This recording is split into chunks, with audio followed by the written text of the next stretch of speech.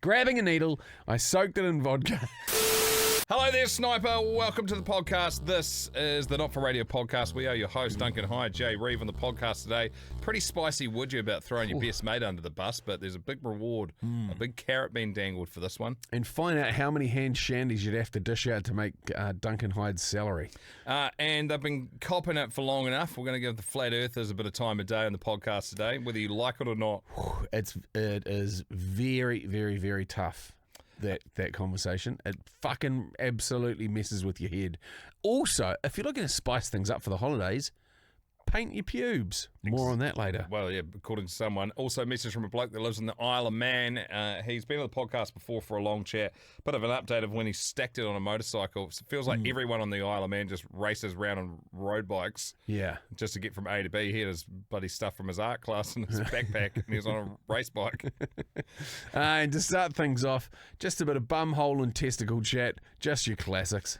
And Sniper Elite members that have won the Jay Pookie book from the other week. We had him on the podcast. Chris Ashworth, Braden Malone, Ange Quinn, Wade Hamilton, Cam Sproul, Asher McLaren, and Toby Hanford. Well done. Also, we've got some newfound sunnies, the collab that we've got, still a few of those to sell. And we're signing a bunch of Brixton hats that we wear on the pod as part of the team kit that we're sending out, because we just got a whole new fresh whip-in and some country trucker caps as well, which might I add, are in plague proportions in Australia. Fuck, it's glorious seeing everyone with their CTCs walking around. They're real good wearing hats too.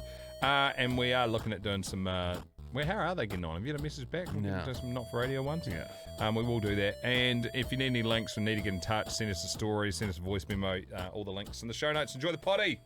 Snipers, ready up. It's war story time. Yeah, gosh damn right it is. I'll go first, eh? Yes, please. Shall you? Fucking New Mexico. This is getting out of hand. Does anybody in New Zealand send us war stories? Have you already called the radio show? Yeah, there does seem to be a distinct lack of war stories coming from New Zealand. Okay, this is directly for you if you're a New Zealand listener. We are number 3 in this situation right now. There is Australia and the UK ahead of us as far as people that listen to this podcast. Yeah. If you are a New Zealander and you're listening to this, please pass it on to a mate. Yeah. We fucking hate coming third. We hate coming second. But, not complaining. It's pretty sick. But, come on, New Zealand. Join the, come on, callers, join the party. This is from Chris, Albuquerque, New Mexico. This is a story about 11 or 12 years old now, up in a small mountain town in northern New Mexico. I was a sophomore, love that, in high school here in the States, and my sister was dating one of my friends. This particular night, I had to drive him home due to his car not working.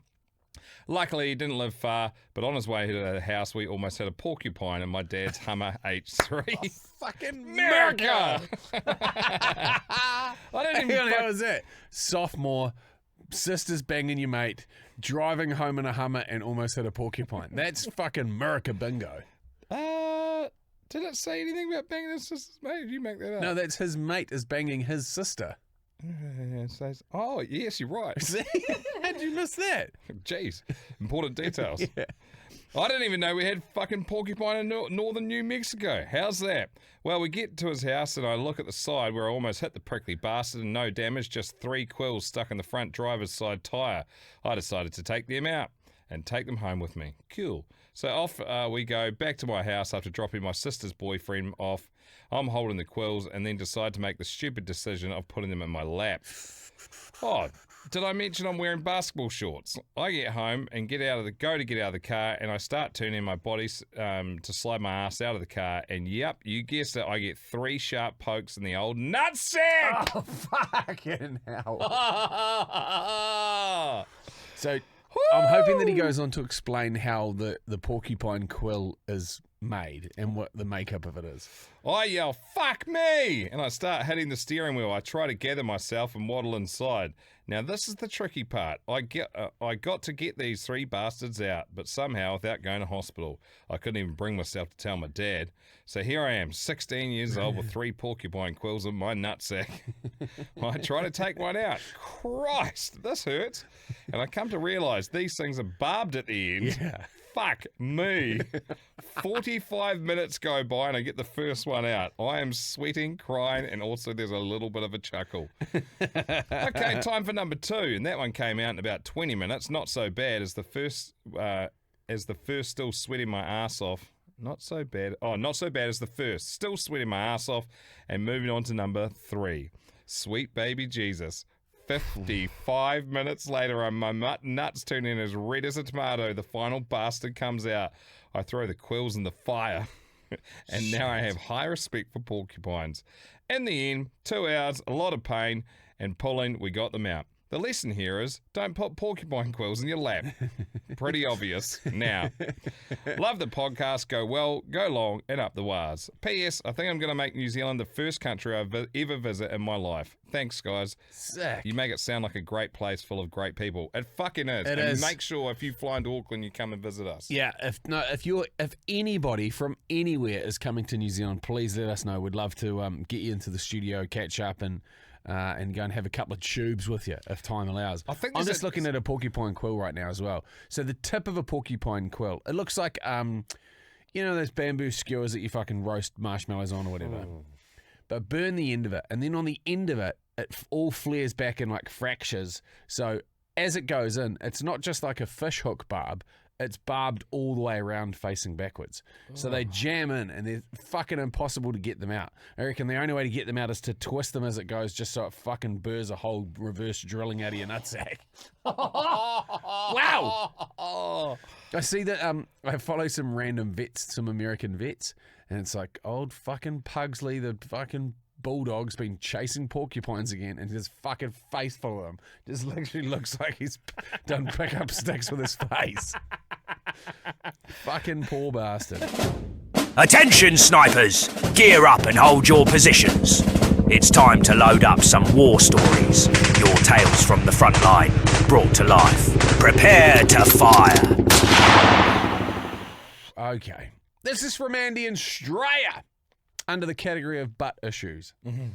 So today I woke up after sleeping all day yesterday, pretty much a combination of the 20-hour bartending shift, dealing with St. Patrick's Day, that I had the previous day, and dealing with thousands of want-to-be Irish fucking assholes who somehow managed to get drunk on 3% alcohol green beer, and the flu, which I had been fighting all week and could not shake. A new week, I said to myself. The hard stuff is out of the way, so it's a walk in the park from here. Opening my eyes, I attempted to slowly breathe through my nose. Ugh, no luck. It was straight away followed by a chesty cough that brought a yellow-green ooze to my mouth. Oh. Yeah, hearty. Bit of lung butter. Yeah. Oh, fuck, a bit of that on Vogels and 2 slices of tomato. Not wanting to swallow it, I rolled over to dislodge it into the toilet. When I rolled on my back, there was an almighty pain in my tailbone. Holy fuck! The pain was tremendous and I nearly blacked out. Whoa. It was like someone had shoved a hot poker up my sphincter. After hobbling to the bathroom, I turned around and spread my cheeks, and there it was, right at the top of my ass crack. A boil. It's a pylenoidal abscess.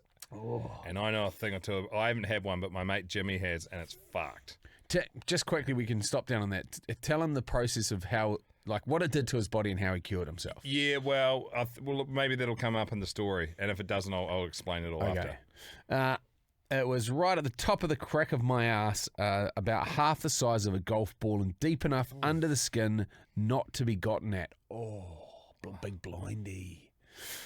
Now, if you've ever had a boil on your ass, do not take this lightly. The little bastard was a strategical fucking genius. About a half-inch below the top of my ass crack, it was right at the tip of my coccyx. So not only could I not sit down in any comfort, but laying on my back, walking, bending down, pretty much fucking anything was sheer torture. And as I stated, there was nothing I could do except wait it out and let the little bastard eventually show itself. This happened approximately 9 p.m. After not being able to take the pain anymore, I went in for another self-examination. Spreading the cheeks, I saw it. The weakness. The center of the Death Star. as I now decided to call it. It was a white head about the size of a green pea. Please say he's going to try and sort this thing out himself. We're fucking dancing, I thought. Time to take this bastard out on the tiles. Oh, God, no. No. Grabbing a needle, I soaked it in vodka. Fucking bartender. I fucking love the different types of medical procedures that pop up in here. So Probably pretty effective. So I put a fork under a fucking gas torch or something. Okay. Approximately blah blah blah. Spring the house, she saw it. Grabbing a needle, I soaked it in vodka, then proceeded to assume the operating position. Difficult. Ass to the mirror, with one hand grabbing a cheek to spread it and the other holding a needle. Getting close, I started getting nervous. Then it hit me. Because you know when you do stuff in a mirror, it's always like in reverse. Mm-hmm. It takes a bit to get your eye in. Really does. And then I started to get nervous. Then it hit me. Whenever you want to squeeze a good zit, it's always best after a shower. Huzzah. A boil can't be that much fucking different. So a boiling hot bath was run and I went in to soak. 10 minutes, 20 minutes, 30 minutes. It'll be ready now, I thought, and again I assumed the operating position. 6 inches, 5 inches, 4, 3, 2, 1. Fuck, I missed it. How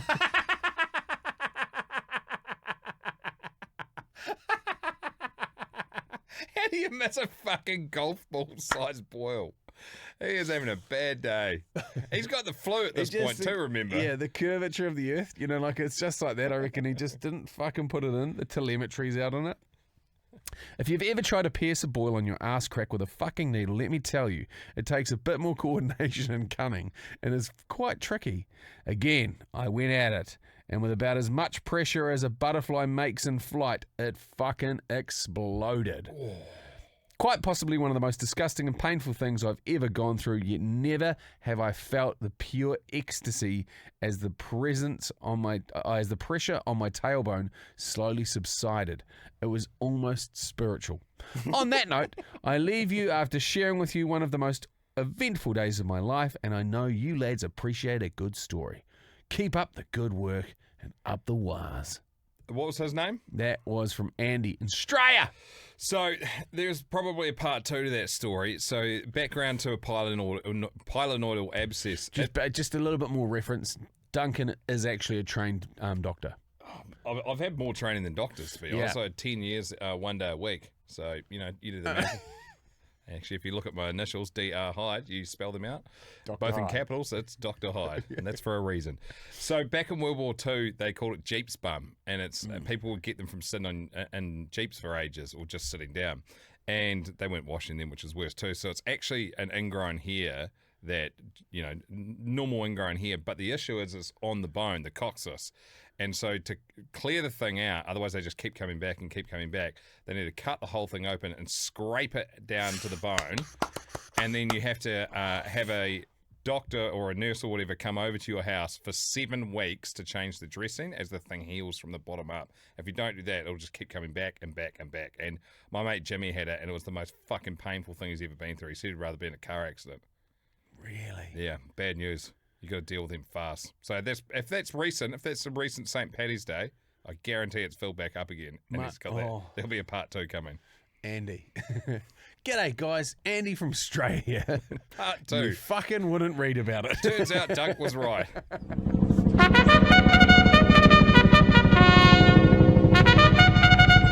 Ceasefire, snipers! Today's top marksman has been selected. The war story of the day goes to... Are we going porcupine and the nutsack, or are we going pylenoidal abscess? There was so much Murica in that first story. It just has to be. I'm with you. Sorry, Andy. But part 2, I reckon you'll have this. Yeah, exactly. We'll we pick love a up sequel. Part 2 and part 3. He'll be there for sure. So I just want to play this bit for you because I got a message from Stevie B. You might remember Stevie B. He is a chef. He was working in Australia, was biking to work one day to help out. Fucking smoked by a car. Yeah, a ute. A ute. Yeah, he was whistling down through a roundabout, had the right of way, and then a ute smacked into him at like 70k an hour. Ended up in hospital with a huge brain injury. Had to learn to walk again. The rest of it, and he's good, but he's got ongoing health issues, and he's got a bit of a slur now. Either that, or he just loves his piss. And that's in a previous episode. He's just sent a bit of an update, and also I think he's from the Isle of Man. All right, there goes. Fucking sound like a right idiot then. Yeah, I've just been having a wee think because I've been in hospital a lot of times recently, like giving blood 3 times a day. Then they go in the next day and they haven't been talking to each other about what they're looking for. I'm like, fuck's sake, my arms look like I'm a freaking junkie. I've got the gym today, and yesterday I went with all these bruised tram tracks. And you can see this guy working out. And anyway, right, never mind that. My first bike off, I was, there's a Southern 100 circuit that's south of the Isle of Man TT circuit. And one day, I was coming into this corner. I was rushing home with the art project I had in my backpack. And I was coming into this corner from the north when you should be coming into this corner from the south because all the pads are on the left-hand side, you know? So if you come off, you come into the pads. I was coming into this corner on my Speed Fight scooter, 100cc. Absolute pasty warmer. And I came into this corner, and because I was coming in from the north, I leant it over, and it caught on the stand. So it lifted the back wheel off at the ground, and I was like, "Oh crap! I'm coming off this corner at about 60 maybe," and I surfed it into this poor woman's house with no pads on that side of the road. Crashed it into this woman's house, the bike in bits, and bike not starting, or the bike was fucked. And I was there rolling around the ground with my brown corduroy trousers like ripped, and I was like, fuck, and my long hair and my helmet.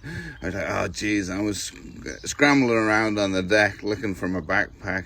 And these people were all stopping and, oh my God, are you okay? Are you okay? And I was like, no. And I was looking in my backpack, and I finally found it. It was my art-winning teapot prize I got. I pulled it out, and it wasn't broken. I was like, oh, thank God. I go, what's the matter? I go, my prize-winning teapot's not broken. Yeah. But I have so many bike crashes stories that are funny. I'll keep you informed about them. We were trying to add up, me and my personal trainer, how much my medical bills are still ongoing because of this insurance thing I've had. I don't know, we lost count after £1 million, and that was not even up to date, you know? Like, I've broken so many bones, I'm up to double figures, I've got metal in me, I've got, you know, I'm from the Isle of Man, that's what we do, we break bones like you have hot dinners, you know? And like Guy Martin, you know, massive fan of him, we've been supporting him for a long time, and then now he's not riding, and I'm thinking, maybe I should hang up the leathers and maybe take an easier life. But guess what? I just bought a bike. It's a Puch Maxi S, 50cc. It's German, 1971. But now my idea is I'm kind of retired from all that chefing and trying to earn a living when really that stuff kills you quicker than motorbikes. I want to set up a rehab for all these listeners that listen to this, and we're going to call it the Red Bull Rehab. And my rehab was state of the art, but you can always do better, can't you? I had the similar accident to Michael Schumacher a couple of days apart, and how the hell am I talking to you and doing this, and like poor Michael Schumacher. I think he's all right now, but still, how the hell am I doing this? Anyway, right, that's nearly 5 minutes. I'm so sorry for taking up all that time. I've got so many stories of bike crashes, so take care. Bye-bye. Up the right. I didn't say that. Up the waz. Bye-bye. See ya. Yes! Oh, Where a bit is he? He's in Sydney, eh? No, he was. That's when it happened. So he was there for Is he now back home? 3 months. Been home for ages. Oh, okay. Yeah, he was home. He's there over there for 3 months, and his family flew over to help him sort of get his life back together. I was going to say, fuck, we should go over and take him to a Waz game in Sydney if he's still there. Yeah. Fucking heaps of games over there. Should be a nightmare taking him out, eh? You'd be like, not today, mate. How many you had? None. I just came from work. Bullshit. Stevie, mate, you can send us messages anytime. Fucking outstanding. Appreciate you, brother. Yeah. God, we've got a lot of feedback today. I'm loving it. Grab a seat on the bus to hell. Not for radio. Anonymous. Bus to hell. Hey guys, I usually try and paint my pubes for different cultural holidays and happy events in my life. Fuck off. I can't say it's even crossed my mind. Paint your pubes. What are you painting them with? Showboss teagues? So we just ask her. She's been doing laser for like 4 years. Not a hair left on her body. No, but I figure you're into the performing arts. You paint your hair and shit. You do hoop stuff and fucking trapeze. Okay, it gets better. Carny folk. For instance, dyeing my pubes green. Also white and red for Mexican. Oh, green, white, and red for Mexican Independence Day, and black and green and yellow for Bob Marley's birthday. I wonder if this is a fella or a chick. Yeah, good point. Good point. My partner's birthday is coming up soon. I usually dye my pubes blonde just to surprise her. But I'm thinking of doing a Turkish Tongan theme this year.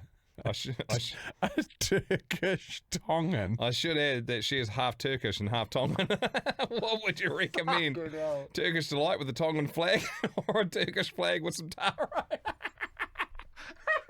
A taro kebab. Jeez, she would be stunning. I've heard it all. Fucking dyeing your pubes. She will knock you the fuck out, I would say, if you turn up with having your pubes dyed half Turkish, half Tongan. Nah, man, go for gold, I say. A Turkish flag with some taro. Oh my gosh. You're a worry. Do you know what I was thinking about the other day? I was Dyeing your pubes. Not that. This has literally never crossed my mind. Would you dye your beard like a fucking jet black, full Steven Seagal spec? I'd look so... Yeah, no, I don't really give a fuck, so yeah, I'll go any colour. Fucking look weird, eh? Go red like the Devil Skin Boys. That'd be fucking cool. You got to go blonde before you go red, eh? And then I'll go that ranger colour that everyone does. You don't? Nah. What? Nah, your hair is like so grey-white that I could bring in some semi-permanent red and we could dye it on the spot. Imagine it. And it would last like maybe a couple weeks. Could you go reverse Papa Smurf and just get a blue one so you're white face? Or we could do blue. We could do any colour on that because when I dye my hair, I don't bleach it or anything. It's just a semi-permanent washout. Oh, so it can wash out? Yeah. Oh, well, maybe I can start doing that with my face for different people's birthdays and cultural... Yeah, what's coming up? What can we Should we do it culturally... for the radio awards? What should we culturally appropriate your beard for? What about I could do half of it black and that could remind me of what it was like when I didn't have kids. Yeah. And then leave the other half. I reckon you do the original, how you had that was it Morticia Adams, how you just had the two white stripes down the middle? That was weird, eh? That was fucking sick. Yeah, oh well, That was fucking regal. No, what Now I you look like Billy Connolly off Boondock Saints. He's majestic in that film. No, what I was thinking is like, you know how everyone always is quick to jump on the hate train for flat earthers? Yes. What about we give them some airtime? I would love to hear the explanation and behind it. I've half gotten into the conversation at like 2 a.m. with my wife's really good friend's older brother. Mm. And he is a fucking smart operator. Like, he is very slick, a very successful businessman, and adamant that the earth is flat. And he's fucking travelled everywhere. I was like, are you fucking with me because we're cooked and it's 3 o'clock in the morning, or do you actually believe it? He's like, I actually believe it. Well, what I don't get, like, for example, if it's flat, say it's rectangular, Yeah. and say, you fly to LA, and that's on the far right-hand side. then the only other way to get to the country on the other side, like Africa or Is whatever, to literally go in reverse. yeah. You can't keep You flying can't go all round. the way around. You've Yeah. gotta, like, to circumnavigate the globe, then you have to do a rectangle. And Pete Bethune has gone around the planet in a boat. Very hard to tell if it's flat or round when you're on a boat. Yeah, not to mention you fucking crash off the sides. Would be terrifying. Well, no, he's just hitting the end and then turning. Gee, when you put it like that, it makes fucking way more sense. Let's see how much. We'll give him some time. Let's go into this with an open mind. Okay. So you're a flat earther? I am a flat earther. I was not born a flat earther. I went to public high school. I went through the same indoctrination as everybody else. This is a sphere. An orange is a sphere. A basketball is a sphere. They say the earth is a sphere. The fundamental argument with the flat earth is that if you draw a line this way, a latitudinal line across the top of this sphere, right on the edge, and you draw a longitudinal line down this side, you can measure that curvature going down. There's a formula for measuring that, and it's on the curvature for the Earth. It's 8 inches squared per mile. So the first mile, the curvature should be 8 inches, right? And it continues to drop squared after that. It's so a second mile, 2 times 2 times 8, right? 16 inches, and you keep going squared, and that's a legitimate trigonometrical formula. You can measure that. That's a fixed thing, right? We all like math, right? Because it tells the truth. You can't change that. And flat earthers have been taking that formula and putting it to the test. I'm assuming you've been to Lake Tahoe. I have. All right, so the way the Earth is set up, right? You have the equator in the middle on a spherical. You have the equator in the middle, right? Yep. We're in the northern hemisphere. The curve should be going south to north, right? Yeah. I get it. You should not be able to see the north shore of Lake Tahoe from the south shore. It should be 280 feet underneath the curve. It should disappear over the curve, but it doesn't. That's the fundamental argument, is that people can test the curvature and it's not there. That I find that hard to believe because we've got Lake Taupo and you can't see the shore from Lake Taupo. So what is the distance? Like if you Is that because it's too far, or is that how wide is Lake Taupo? It's fucking miles wide. But if you and once again, I'm not saying that I know the answers to everything. Sometimes you make it sound like you do. 33 k's wide.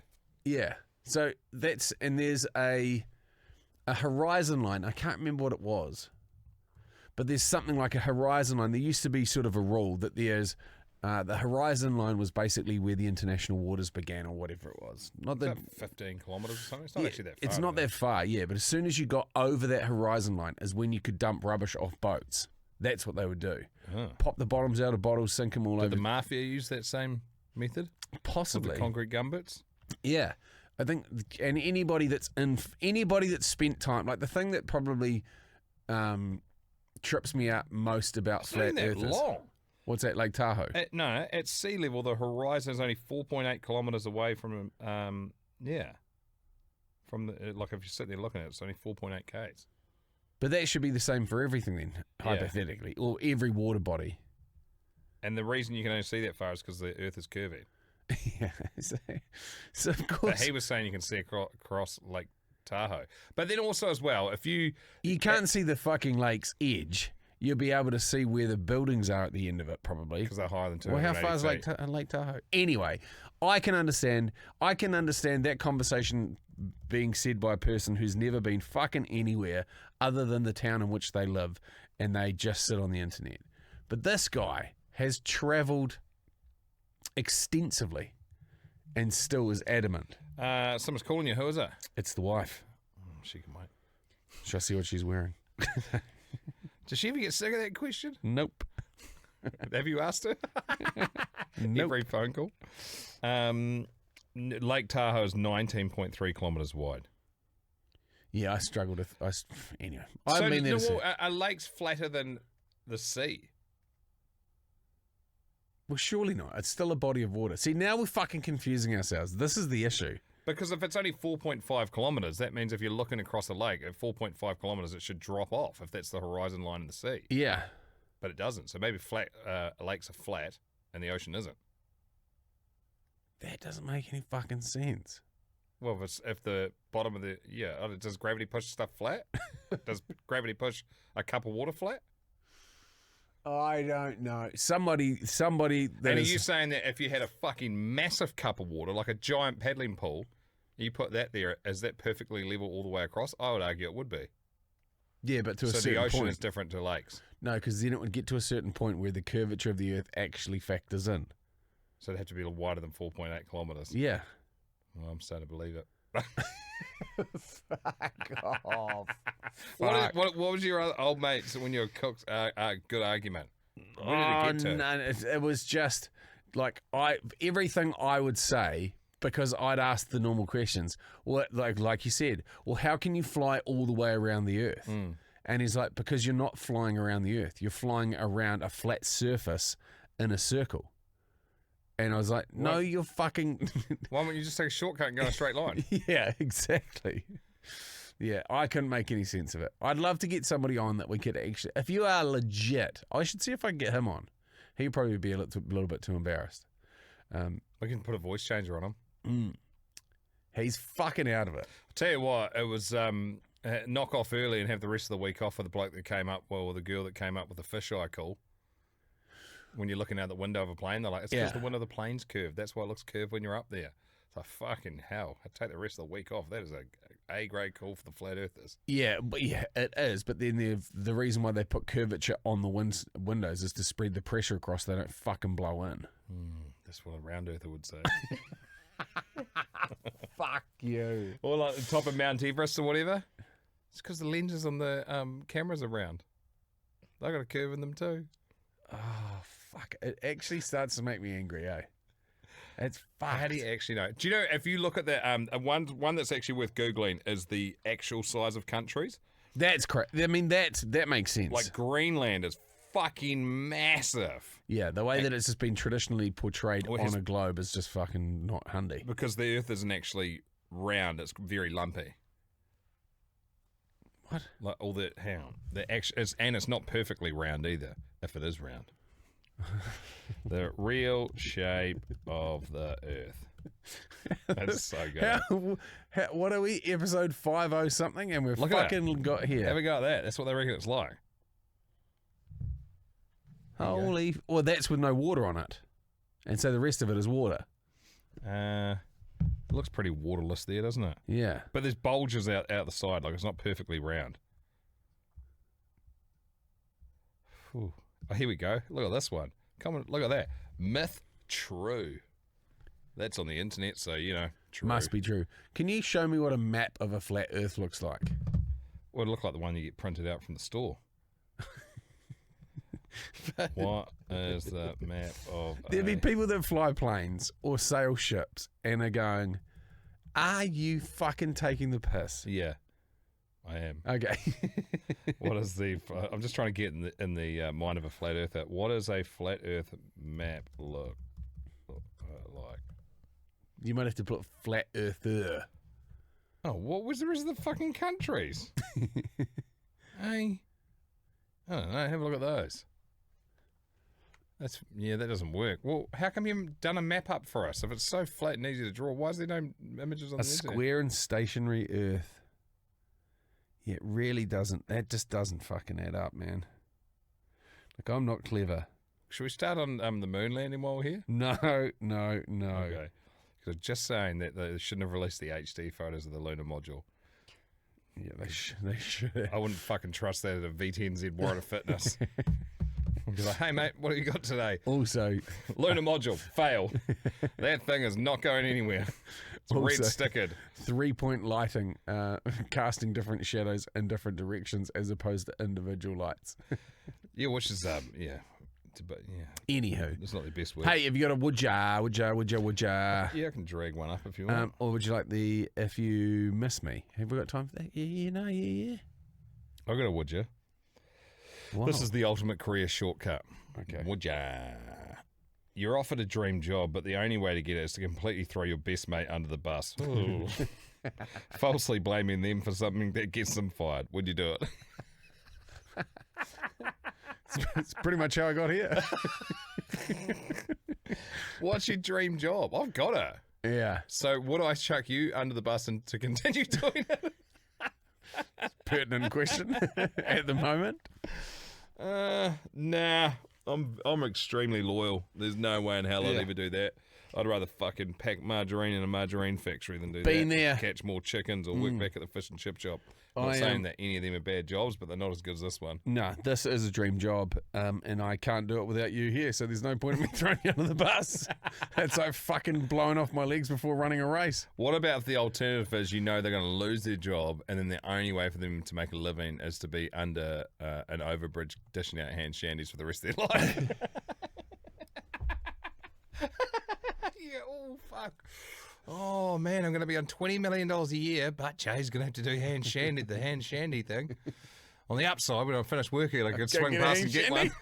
one. I have that much money for hand shandies. G'day, mate. How was work today? Double time. I've got to get home. Fuck, I want to catch the new season of Mobland. Here's the real twist, though. Jay's such a sex pest that he'd probably be a millionaire within a year. Then you wouldn't feel so bad. Yeah, you watch. Keep up the good work, mate. In 20 years, you'll have the income that I had in one. I'll be filing off all of the dead skin on the feet, just making sure that I got fucking four hands basically to whack people off with. All right, mate. Body would sort that out. Half octopus. Body would 100% sort that out. That'll do for today. No shit. What a fucking rabbit hole we went down. Great fun, though. Oh, by the way, as well, we're not here tomorrow, so what we're planning on doing is releasing a Sniper Elite episode for the people that aren't paid subscribers. There'll be another episode that will get released tomorrow where we name the episode, so you can scroll back through, because it won't like magically go to the top of your feed, but there will be something getting released tomorrow. I'm decluttering my house for photos on Tuesday. That's what I'm doing tomorrow. I'm going surfing, slow cooking a brisket over fire, and doing breathwork ice baths and saunas with the lads. Shit, that's funny. I don't feel like you pitched that way to Brad the boss. What did I say? I think you're pretty vague, which is a good move. I You said say it's- all that shit, be like, get fucked. You're going to do the show. It's a health and wellness weekend. Oh, yeah, well, one weekend's not going to fix it, mate. Fucking keep Fucking booking those exactly. in. That's why I'm going back to back to back. All right, enough absolute shambolic rambles from us. Once again, we're on YouTube. That thing's hissing now, which is awesome. Stuff's starting to pop off on there, so people getting amongst it. So if you want to see our ugly mugs for whatever reason, you can check it out on YouTube. Share an episode with a mate. It's the best way of getting the podcast out there. Especially, I don't know, not guilt tripping you, but if you're not a paid subscriber, just get some other battlers on it. That'll be fucking thanks enough. And when you do become a Sniper Elite for less than the price of beer a month, it unlocks double the episodes. Fucking cramp in my foot. Oh, shit. And also, we just brought in a whole bunch. We're very lucky. We've got a great relationship with the team at Brixton. And so we brought in a bunch of Brixton and country trucker caps that are ones that we were on the podcast. And we could give away brand new shit, but I prefer to give away shit that we've worn. So it's actually part of the podcast. And we'll sign those as well. So you can only win them if you are Sniper Elite. What I was saying before, Cramp just absolutely took me down like a sniper, is that if there's about 250 free episodes... You're cramping up sitting down. Oh, fuck, we're fucked up. Mate, I've been flat out like a lizard drinking all morning. That's why. Haven't had enough salt. I'm going to order some junk food for lunch. 250 episodes gets unlocked when you subscribe. Enjoy the rest of your day, and we'll catch you fucking next week for the potty. Go well, go long. Up the wilds! Up the wires!